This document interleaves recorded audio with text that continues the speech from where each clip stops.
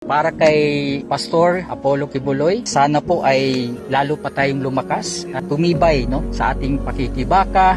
Nandito po kami sumusuporta sa inyong pagka-senador sa ating Republikang Pilipinas. Actually, kahit hindi pa ako nakapunta dito, even before pa, talagang sinusundan ko yung leadership ni Pastor Apollo Kibuloy. Talagang maganda yung kanyang pamamalakad. At makikita natin ito sa kanyang mga proyekto. Nagpapahalaga siya sa mga magandang tanawin para mabigyan ang mga tao ng ganitong klasik ganda ng mga lugar dito sa Davao City. The first impression, very fascinating. Kasi maganda yung landscape, maganda yung pagkakadesign, maganda yung pagkakaplano ng and ang lawak niya.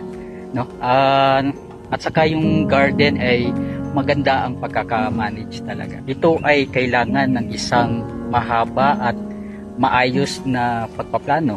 At nakikita natin sa isang leader na nagkaroon ng ganito kaganda na proyekto ay talagang nagbibigay ito ng hudyat na talagang siya ay magaling, matalino at talagang masusing nagpaplano sa kanyang misyon, especially para sa kanyang mga kaanib.